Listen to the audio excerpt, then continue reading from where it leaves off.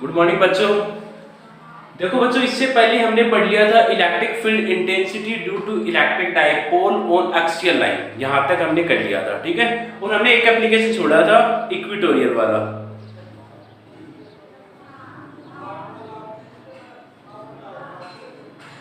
क्या टॉपिक था हमारा आज का? Electric field intensity due to an electric dipole on equatorial line.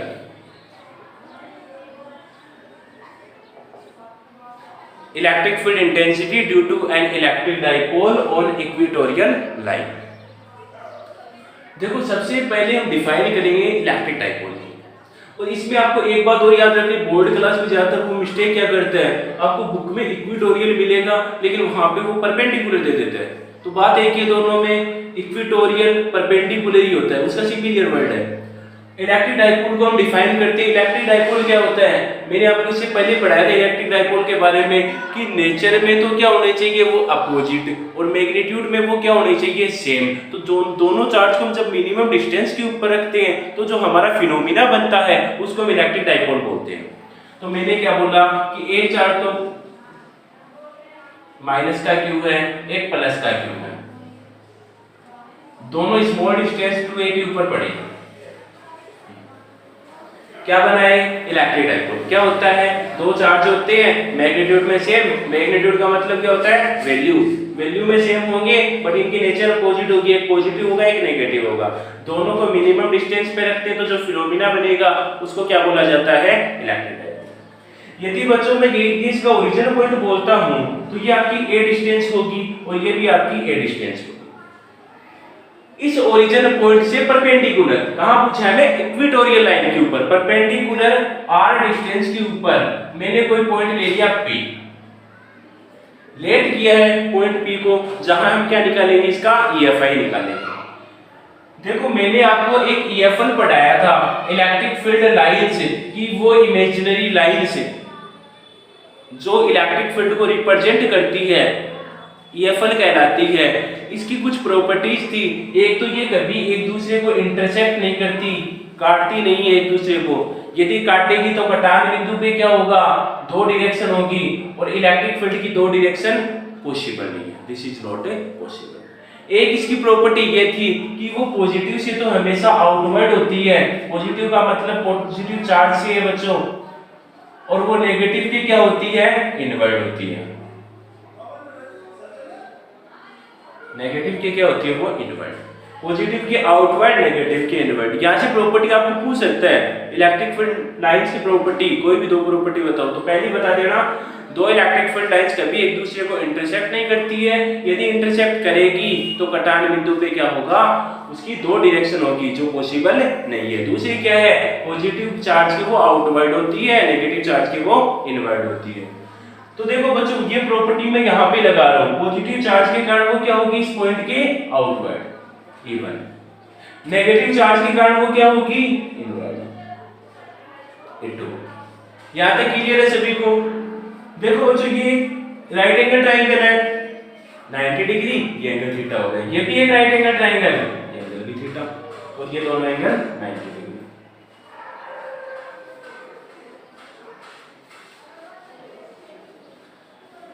देखो, आपने 10th क्लास में पढ़ा था, क्या पढ़ा था कि जब हम हाइपोटेन्यूज निकालते हैं किसी भी राइट एंगल ट्रायंगल का तो यूजिंग पीटी करते हैं। पीटी क्या होती है, पाइथागोरस थ्योरम।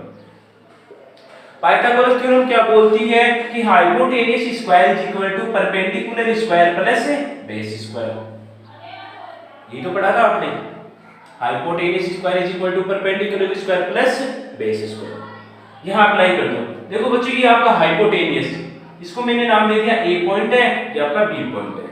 मेरे को निकालना क्या है बच्चों, एपी का स्क्वायर इज इक्वल टू क्या लिखूं मैं, ओपी का स्क्वायर प्लस ओए का स्क्वायर। ओपी की वैल्यू आपको दी हुई है, हमने लेट कर ली पहले ही आर, तो आर स्क्वायर हो गया, और ये आपका ए स्क्वायर, ये आपका एपी का स्क्वायर। मैं यदि पर्टिकुलर एपी की बात करूं तो हमारे पास वैल्यू कितनी आएगी, under root R square plus A square, ये आएगी। यहाँ तक क्लियर है? कुछ नहीं किया, 10th क्लास का मटेरियल फॉलो किया है। देखो ये यदि under root R square plus A square आएगी तो उतनी ये आएगी, क्यों? क्योंकि बेस भी सेम है, हाइट भी सेम है। तो मैं बच्चों यहाँ पे क्या लिख दूं? ये पूरा रफ कार्य है बच्चों, ये जो मैंने इधर किया है वो पूरा रफ है। Under root R square plus A square, और ये भी कितना अंडर रूट है R square plus A square. यहाँ तक क्लियर है? देखो बच्चों यदि इस पॉइंट के ऊपर हमें रिजल्टेंट निकालना है ना, तो मैंने यहाँ पे परपेंडिकुलर ड्रॉ करना पड़ेगा। क्यों? क्योंकि आपने 11th क्लास में वेक्टर वाले चैप्टर में एक फॉर्मूला पढ़ा था रिजल्टेंट निकालने का। जब भी कोई दो वेक्टर होती है उसका रिजल्टेंट कैसे निकाला जाता है? देखो ये एंगल थीटा है तो ये जेड की आकृति के एंगल सेम होते हैं, ये एंगल भी आपका थीटा होगा, कोई दिक्कत नहीं है।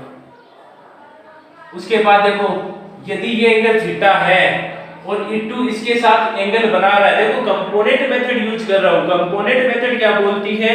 जो भी पार्टिकल जिस लाइन के साथ एंगल बनाता है वो cos थीटा होता है। देखो बच्चों E2 इस लाइन के साथ एंगल बना रहा है तो ये आपका E2 cos theta, E2 cos theta. यहां तक क्लियर है? यदि ये एंगल थीटा है तो ये एंगल भी थीटा होगा। क्यों होगा? एक ही लाइन पर बनने वाले कोण समान होते हैं। देखो बच्चों E1 इस वाली लाइन के साथ एंगल बना रहा है तो ये आपका E1 cos थीटा और उसके अपोजिट वाला E1 sin थीटा। सिमिलरली ये E2 cos थीटा और उसके ये आपका E2 sin थीटा। डायग्राम समझ में आ गया? देखो इसका मेन डायग्राम है, डायग्राम जिसके समझ में आ गया वो थ्योरी आराम से लिख देगा, कैलकुलेशन आराम से कर देगा। हमें जो हमें चाहिए था वो हमने फाइंड कर लिया, अब केवल इसको मैथमेटिकल टर्म में लिखना है। देखो बच्चों ये under root R square plus A square, ये भी under root R square plus A square, ये दोनों एंगल थीटा क्योंकि राइट एंगल ट्रायंगल है। यदि ये एंगल थीटा तो ये एंगल भी थीटा, क्यों? जेड की आकृति के एंगल। यदि ये एंगल थीटा तो ये वाला एंगल आल्सो थीटा, क्यों? एक ही लाइन पर बनने वाले एंगल। कंपोनेंट मेथड क्या बोलता है? जो पार्टिकल जिस लाइन के साथ एंगल बनाता है वो cos थीटा होता है और उसके अपोजिट sin थीटा। E2 इस वाली लाइन के साथ एंगल बना रहा तो E2 cos थीटा और ये इधर वाला परपेंडिकुलर इसका E2 sin theta. Similarly E1 क्या कर रहा है? इस वाली लाइन के साथ एंगल बना रहा और ये आपका E2 E1 sin थीटा। ये दोनों एंगल सेम डायरेक्शन में, ये दोनों एंगल अपोजिट डायरेक्शन में, तो हमें रिजल्टेंट मैग्नीट्यूड कहां मिलेगा? यही तो मिलेगा। ये तो कैंसिल आउट ईच अदर हो जाएंगे। तो E1 sin थीटा और E2 sin थीटा तो एक दूसरे के अपोजिट है, जब अपोजिट होते हैं तो कैंसिल आउट ईच अदर हो जाता है और ये सेम डायरेक्शन में होते हैं वो ऐड हो जाता है। तो मैंने क्या लिखा? E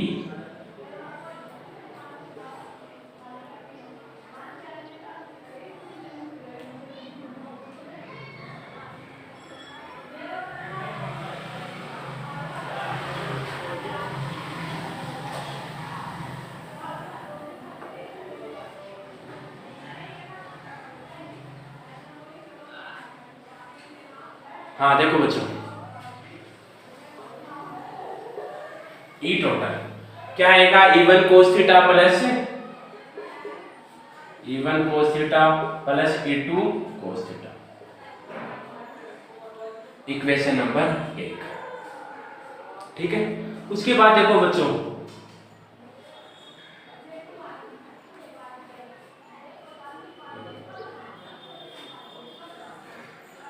उसके बाद देखो E1 और E2 की हमें पर्टिकुलर वैल्यू चाहिए।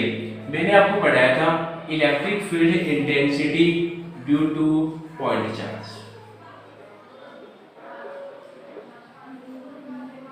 Due two point charge.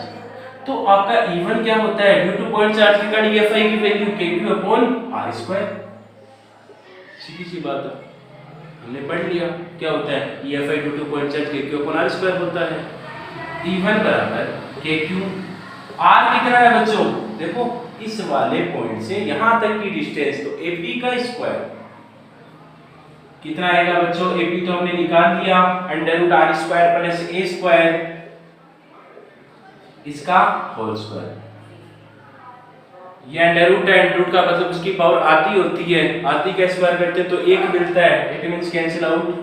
कितना आएगा? K Q upon under root R square plus A square, ये आपकी इक्वेशन नंबर 2 हो गई। उसके बाद देखो बच्चों सिमिलरली A2 निकालना, फॉर्मूला तो वही है ड्यू टू पॉइंट चार्ज का, K Q upon R square K Q. देखो बी वाले पॉइंट के अंदर चार्ज क्या है, नेगेटिव, डिस्टेंस कितनी है, डी का स्क्वायर, कितना आएगा बच्चों, माइनस का K Q upon under root R square plus A square का होल स्क्वायर, ये भी cancel out each other, minus का K Q upon R square plus A square, equation number. देखो बच्चों इक्वेशन 1 और 2 को देखो ध्यान से, क्या बोल रहा है कि वैल्यू तो सेम है, K Q upon R square, K Q upon R square plus A square, value same है, बट ये पॉजिटिव है ये नेगेटिव, इट मींस नेचर इनकी अपोजिट है। तो मैं इनको ऐसे बोल सकता हूँ क्या कि E1 का magnitude is equal to E2 का मैग्नीट्यूड, क्योंकि किसी भी चीज़ का मैग्नीट्यूड निकालते हैं तो वो पॉजिटिव हो जाता है, ये आपने पढ़ा था। तो मैंने क्या किया, ये मैग्नीट्यूड में तो सेम है बट नेचर में अपोजिट है, तो इनका मैग्नीट्यूड तो बच्चों सेम ही आएगा। ये आपकी इक्वेशन नंबर 4 हो गई। इक्वेशन 4 की वैल्यू 1 में रख दो, कितना आएगा, put the value of equation 4 in equation 1, कितना आएगा बच्चों, E total is equal to E1 cos theta plus E2 को भी मैं क्या लिख दूं, E1 ही बोल दूं क्योंकि सेम ही है वैल्यू, तो E1 cos थीटा, कितना आ गया बच्चों, ये आपका आ गया 2E1 cos theta, equation number 5। या तो कोई दिक्कत नहीं है, देखो मैंने कुछ नहीं किया, E1 निकाला E2 निकाला, दोनों की वैल्यू सेम आई, मैग्नीट्यूड में सेम नेचर में अपोजिट, तो मैंने इनका मैग्नीट्यूड निकाला, तो मैग्नीट्यूड तो इसका सेम आएगा और ये वैल्यू मैंने इक्वेशन 1 में पुट कर दी। उसके बाद देखो बच्चों,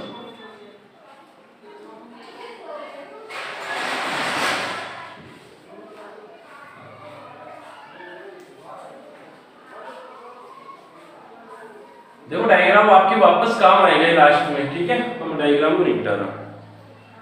यहां से हमारे पास आया 18 बराबर 2E1 cos theta, equation number 5। हमने इक्वेशन नंबर 2 के अंदर E1 की वैल्यू निकाल चुके हैं, तो क्या लिखेंगे, put the value of equation 2 in equation 5, रख दो बच्चों, कितना आएगा, E total is equal to 2, E1 की वैल्यू कितनी थी वो, K Q upon R square plus A square, और ये आपका cos थीटा। यहाँ तक क्लियर है सभी को, ये इक्वेशन नंबर 6 है। देखो बच्चों ये राइट एंगल ट्रायंगल है और हमें चाहिए cos थीटा, है ना, तो cos थीटा क्या बोलता है आपका, इधर का नाम रफ वर्क है ना, cos थीटा, cos थीटा आपका होता है P B P upon H H B, it means base upon hypotenuse, base upon hypotenuse, cos theta is equal to base कितना है बच्चों, इसका a। देखो चाहे इस वाले ट्रायंगल में cos थीटा लगाओ चाहे इस वाले में लगाओ, आंसर सेम आना है। इसमें बेस a है आपका, हाइपोटेनियस a है, तो मैंने क्या लिखा, a upon under root R square plus A square, cos theta का मान 10th क्लास का मैटर बच्चों, ट्रिगो के अंदर आपने काफी क्वेश्चन किए, इससे लेंथी क्वेश्चन किया आपने। ये वैल्यू यहां पे पुट कर दो cos थीटा की, कितनी आएगी, it is equal to 2kq upon under root R square, sorry under root लिया ना, R square plus A square, cos theta कितना आएगा बच्चों, a upon under root R square plus A square. देखो बच्चों ये तो इसकी power R square plus A square की पावर पूरी है, और अंडर रूट का मतलब होता है आधी, और जब बेस सेम होते हैं तो पावर जुड़ जाती है, इट मींस आपने ये पढ़ा होगा 2 की पावर 1 इंटू 2 की पावर आधी, जब इनका बेस सेम होता है तो पावर ऐड हो जाती है, 1 प्लस हाफ कितनी हो जाएगी बच्चों, 3/2। वही काम यहाँ पे करना है, it is equal to 2kqa upon R square plus A square की पावर, देखो एक तो ये रही आती, ये रही 3/2। देखो 12th क्लास की बच्ची हो आप, ये सारा बेसिक आप 10th तक पढ़ चुके हो, ठीक है, तो मैं ये आपको नहीं करवा रहा, ये रफ वर्क है ना, आपको करना है वहां पे, आपको केवल ये करना है।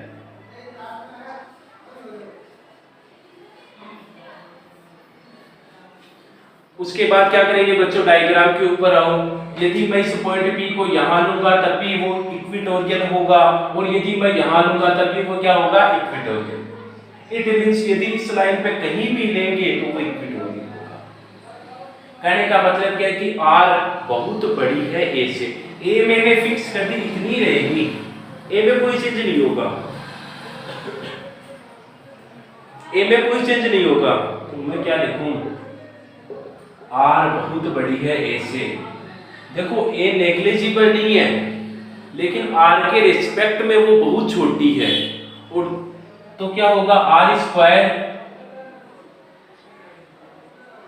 बहुत बड़ा होगा A स्क्वायर से। इट मींस A स्क्वायर क्या होगा, नेग्लिजिबल। देखो बच्चों, आपको A को जीरो नहीं करना, लेकिन R के रिस्पेक्ट में A जीरो है।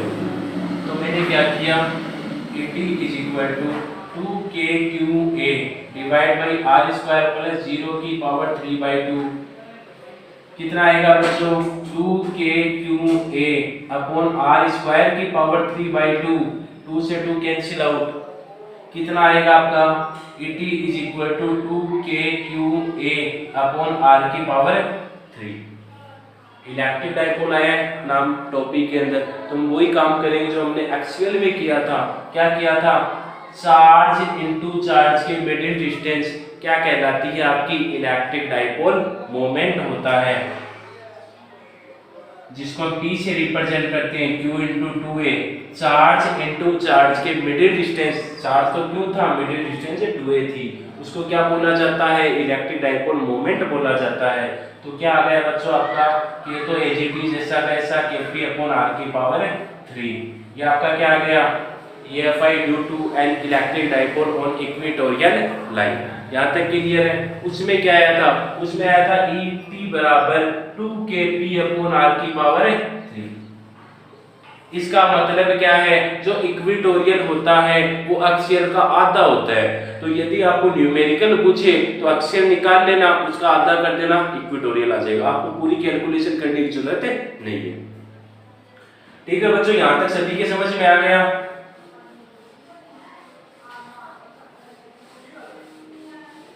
बाकी बच्चों नेक्स्ट वीडियो में पढ़ेंगे। और देखो बच्चों, जो भी है, बच्चों की कमेंट्स आ रहे थे कि सर आप कंटिन्यू क्लास लिया करो, तो कंटिन्यू तो देखो बच्चों, मेरी भी एग्जाम आ रही है, कॉलेज लेक्चरर की एग्जाम है, तो कंटिन्यू क्लासेस नहीं हो पाएगी। लेकिन ये है कि मतलब आपको सिलेबस कंप्लीट मिल जाएगा, जब तक आपकी एग्जाम होगी आपको कंप्लीट सिलेबस मिल जाएगा। और जो भी पढ़ा रहा हूँ है ना, जैसे इलेक्ट्रिक फील्ड मैंने कवर किया है ना, तो इलेक्ट्रिक फील्ड के जितने भी न्यूमेरिकल्स हैं वो आप घर पे सॉल्व करो। जो भी नहीं आते हैं वो या तो आप ऑफलाइन क्लास में पूछो मेरे को, क्योंकि मेरी ऑफलाइन बेंचेस मैंने स्टार्ट कर दिए, ऑफलाइन क्लासेस मेरी चल रही है कंटिन्यू। तो या तो आप वहाँ पूछो, या फिर आप मुझसे कॉन्टेक्ट में वैसे पूछ सकते हो। कमेंट बॉक्स में आप जो भी आपकी डाउट्स है, जो भी आपकी क्वेश्चन है रिलेटेड टू इलेक्ट्रिक फील्ड, तो वो आप मेरे को पूछ सकते हो, कोई नो डाउट। ठीक है, थैंक यू बच्चों।